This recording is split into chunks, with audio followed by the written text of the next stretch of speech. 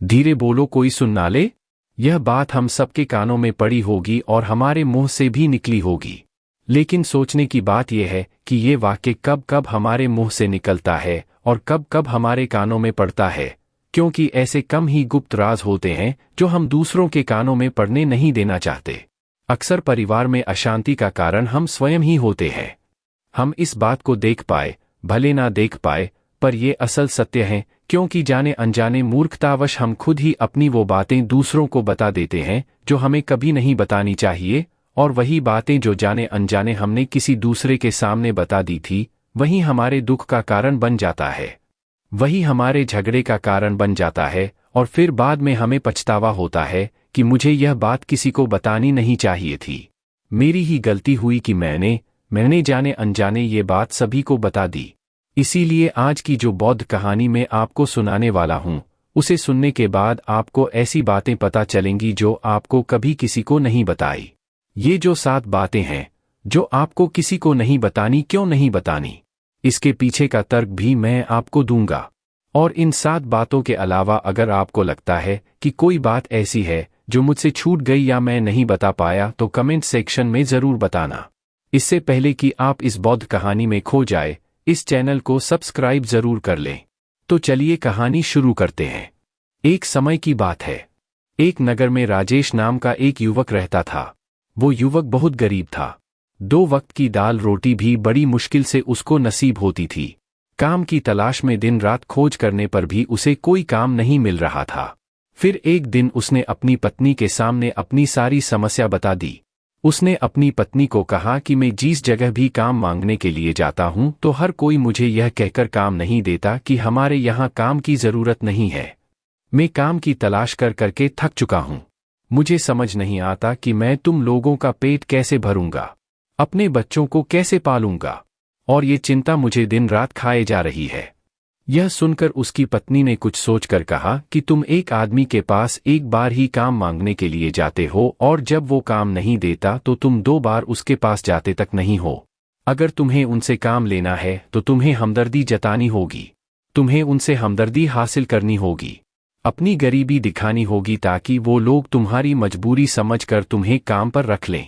इसीलिए शर्म मत करो, उन्हें अपनी मजबूरी बताओ, अपनी गरीबी बताओ, और इसी उपाय से तुम काम पा सकते हो। ये बात राजेश के मस्तिष्क में बैठ गई और अगले दिन काम मांगने के लिए वो उसी सेठ के पास जा पहुंचा जहां पर वो पिछले दिन काम मांगने के लिए गया था। लेकिन इस बार उसने हाथ जोड़कर उस सेठ से प्रार्थना की, उससे विनती की कि वो बहुत गरीब है और उसे काम की बहुत आवश्यकता है। वो जो कुछ भी उसे देंगे उसमें संतुष्ट हो जाएगा, पर कृपया करके मुझे अपने यहाँ काम पर रख लें। उसकी ये हालत देखकर उस सेठ ने उसे अपने यहाँ काम पर रख लिया। वो रोज वहां पर काम पर जाने लगा। अंदर ही अंदर वो खुश तो था कि उसे काम तो मिला, लेकिन उसे वेतन दूसरे लोगों से कम मिलता था। वही काम जो दूसरे लोग कर रहे थे उन्हें ज्यादा वेतन मिल रहा था और इसे कम वेतन मिल रहा था। जब इस बारे में उसने अपने सेठ से कहा तो सेठ ने कहा कि देखो भाई, तुम्हें काम की जरूरत थी, मैंने तुम्हें काम दिया, मेरा धन्यवाद करने की बजाय तुम मुझसे शिकायत कर रहे हो। ये सुनकर राजेश वहीं पर चुप हो गया। बात कहीं ना कहीं सत्य थी। सेठ ने तो उसे उसकी मजबूरी के हिसाब से ही काम दिया था और इसीलिए वो उसे अपने अनुसार ही वेतन देता था। लेकिन धीरे धीरे उसने ये बात अपने सगे संबंधियों और अपने दोस्तों को भी बताना शुरू कर दी कि उसका सेठ कैसा आदमी है और उसे कितना वेतन देता है। समय बीतता रहा और राजेश पूरी लगन के साथ अपना काम करता रहा। लेकिन अब परिस्थितियां बदलने लगी थी। सेठ अब राजेश से दूसरे लोगों से ज्यादा काम लेता था और उसे कम वेतन उसे देता था। यह बात राजेश के मन को बहुत खलती थी। वो दूसरों से ज्यादा मेहनत कर रहा है और उनसे कम वेतन पा रहा है। इससे उसके आत्मसम्मान को बहुत गहरी चोट पहुंची। अब धीरे धीरे उसका मन अपने काम से हटने लगा। उसका मन काम में लगता ही नहीं था। जाहिर सी बात है कि ऐसी जगह किसका मन लगेगा जहां आदमी को अपने आत्मसम्मान के साथ समझौता करना पड़े। इसीलिए जल्द ही उसने अपना काम छोड़ दिया और वो घर पर आकर खाली बैठ गया। अब उसके पास घर का खर्चा चलाने के लिए भी पैसे नहीं बचे थे। इसीलिए उसने अपने सगे संबंधियों और अपने दोस्तों से सहायता मांगने शुरू की। लेकिन उसके दोस्त उसके सामने तो उसे दया का पात्र समझते थे, उसे दिलासा देते थे, लेकिन पीछे से उसका मजाक उड़ाते थे। वो कहते हैं कि कितना बेवकूफ है, सेठ ने इतना काम लिया और बेचारे को पैसे भी नहीं दिए। अरे हम इसको पैसे दे दे तो ये कल हमारा भी पैसा वापस कर पाएगा, इसकी ऐसी हालत है, काम तो इसके पास कुछ है नहीं, पैसा कहाँ से लाके देगा। और इसी वजह से राजेश की हालत दिन ब दिन खराब होती जा रही थी। अब वो दिन रात तनाव में रहने लगा था। वही दोस्त, वही सगे संबंधी जो उसके अपने होने का दिखावा कर देते, वो उसे दया का पात्र समझ रहे थे, उन्हें उसके ऊपर तरस आ रहा था। सब लोग आकर उसे ज्ञान तो बहुत देते थे लेकिन कोई सहायता नहीं करता था, और अक्सर ऐसा ही होता है। ज्ञान देने वाले तो बहुत मिल जाते हैं, लेकिन मदद करने वाले, उंगली पकड़कर, हाथ पकड़कर आगे चलाने वाले कितने लोग मिलते हैं। एक दिन उसे पता चला कि पड़ोस के गांव में एक बौद्ध भिक्षु आया हुआ है जो बहुत ही ज्ञानी है। राजेश इतना तनाव में था कि उसे कोई रास्ता नजर ही नहीं आ रहा था, इसीलिए जाने या अनजाने वो उस बौद्ध भिक्षु के पास पहुंच जाता है। वहां पहुंचकर वो सीधे उनके पैरों में गिरकर रोने लग जाता है। वो रोते रोते उन्हें अपनी सारी परिस्थिति बताता है। उसे बताता है कि किस तरह उसके सेठ ने उसका फायदा उठाया और उसके सगे संबंधी उसके साथ कैसा व्यवहार रखते हैं। सारी बातें सुनकर बौद्ध भिक्षु ने उसे चुप कराते हुए कहा कि बेटा, ये सारी समस्याएं तुम्हारी बुद्धिहीनता, तुम्हारी मूर्खता के कारण उत्पन्न हुई है। अगर तुम्हारे अंदर विवेक होता तो इनमें से एक भी समस्या तुम्हारे मन को दुखी नहीं कर सकती थी, लेकिन तुमने अपने अविवेक के कारण, अपनी मूर्खता के कारण खुद ही अपने रास्ते में कांटे बिछा दिए। आज मैं तुम्हें 7 बातें बता रहा हूं जो भूलकर भी किसी को मत बताना, और इन बातों का अनुसरण करते हुए तुम बाहर से मिलने वाले दुखों को दूर कर सकते हो जो बेवजह दुनिया की वजह से तुम्हारे अंदर पनपते हैं। पहली बात जो किसी को नहीं बतानी चाहिए वो है अपनी मजबूरी। अपनी मजबूरी का दिखावा करके दूसरों का दया पात्र बनके उनकी सहायता लेने की गलती कभी मत करना।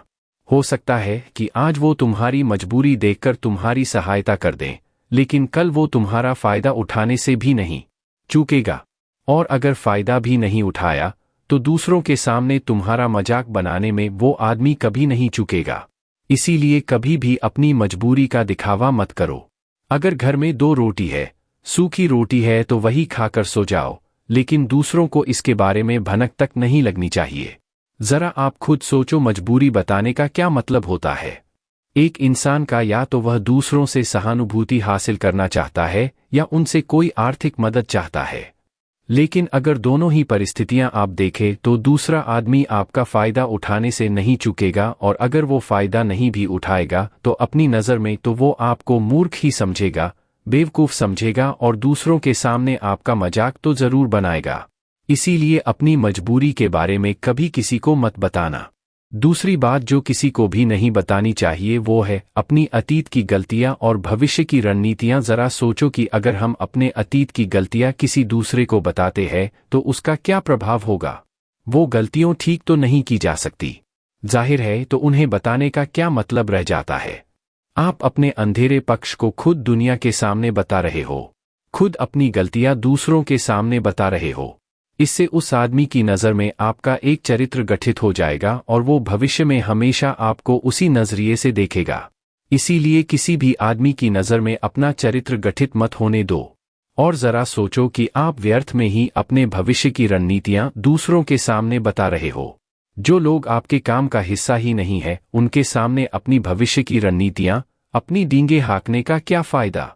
वो लोग आपकी सहायता तो नहीं करेंगे, लेकिन आपकी भविष्य की रणनीतियों में बाधा जरूर बन सकते हैं। आप खुद अपने विवेक का इस्तेमाल करिए और सोचिए कि आपके साथ भी ऐसा हुआ है कि आपने अपनी भविष्य की रणनीति किसी को बताई हो और वो कामयाब ही ना हुई हो। जरूर हुआ होगा, जरा गौर से सोचिए। तीसरी बात जो किसी को नहीं बतानी चाहिए वो है अपने घर की बातें। जो भी हमारे घर के अंदर आपस में बातचीत होती है, हमारे माँ बाप के साथ, हमारी पत्नी के साथ, हमारे बच्चों के साथ, वो बातें परिवार तक ही सीमित रहनी चाहिए। अगर आप इन बातों का दूसरों के सामने ढिंढोरा पीटते हो तो दूसरों को आपके घर में घुसने का एक मौका मिल जाता है और वह इसका फायदा उठाने से कभी नहीं चूकेंगे। वो आपके परिवार के सदस्यों को आपसे दूर लेकर जाने की कोशिश करेंगे। अक्सर ऐसा होता है, हम समाज में देखते हैं कि हम अपने घर के झगड़ों को कम करने के लिए उन झगड़ों को अपने पड़ोसियों और दूसरे सगे संबंधियों को बता देते हैं। लेकिन इससे आपको सहायता कभी नहीं मिली होगी, बल्कि आपके घर के लड़ाई झगड़े और ज्यादा बढ़ गए होंगे, और वो जाहिर है वो बढ़ेंगे। अगर आप अपने माँ बाप की बात दूसरों को बताएंगे तो आपके माँ बाप को बुरा लगेगा ही कि हमारा बेटा हमसे बताए बगैर दूसरों को ये बातें बता रहा है। इसीलिए अपने घर की बातें और अपने घर की लड़ाई झगड़े किसी के सामने मत बताना।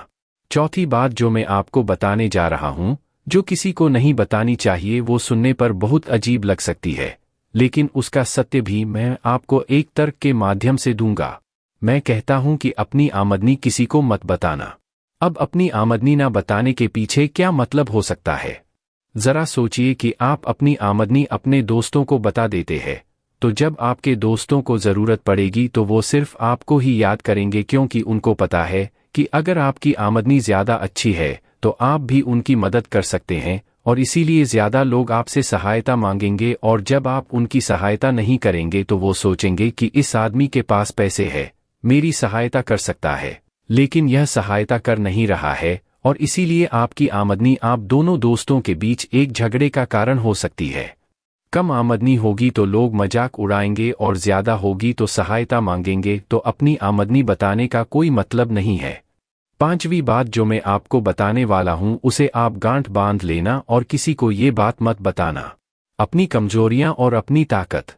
अक्सर इंसान को पता नहीं होता है कि उसकी कमजोरी या उसकी ताकत क्या है, लेकिन अगर आपको अपनी कमजोरी और अपनी ताकत पता है तो पहली बात तो आप बहुत ही बुद्धिमान आदमी है, और दूसरी बात कि आपको ये बातें किसी से साझा नहीं करनी है, क्योंकि अगर आपकी कमजोरी या दूसरों को पता चल गई तो वो आपकी कमजोरियों का फायदा उठाएंगे, और अगर आपकी ताकत पता चल गई तो वही ताकत आपकी कमजोरी बन जाएगी, क्योंकि वो ताकत दूसरे आदमी को पता है, और वो ताकत की काट भी ढूंढ ही लेगा।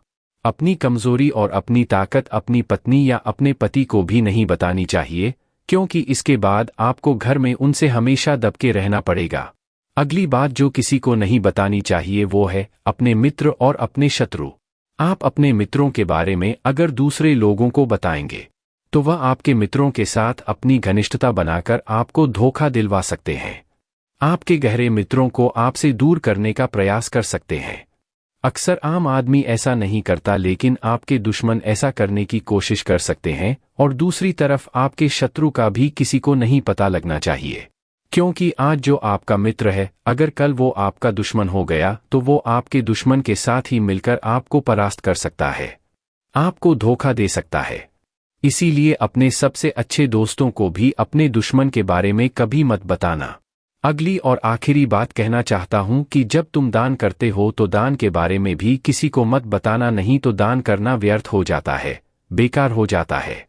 जब आप अपने दान का ढिंढोरा पीटते हो तो आप ये बता रहे हो कि मैं कितना बड़ा दानी पुरुष हूं, और ये आपके अंदर एक अहंकार निर्मित करेगा।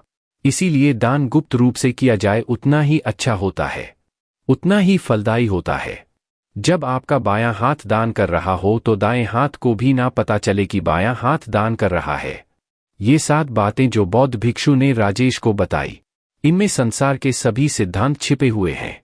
इन बातों का अनुसरण करते हुए आप अपने घर में सुख शांति बना सकते हैं, और घर के झगड़े हमेशा के लिए दूर कर सकते हैं। आप इन बातों के बारे में अपने विवेक से भी सोचेंगे तो आपको यह बातें सच मालूम पड़ेगी। हमारा कहानी सुनाने का मकसद यही है कि आपका विवेक जागृत हो। आप खुद उन बातों के बारे में सोचें जो हम आपको बता रहे हैं, और अगर हम गलत हैं तो आप कमेंट सेक्शन में वो बात जरूर बताएं जिस पर हम गलत हैं, और इनके अलावा भी अगर आप कुछ जानते हैं तो उन बातों को भी कमेंट सेक्शन में जरूर डालें। तो दोस्तों, कैसी लगी आपको ये कहानी?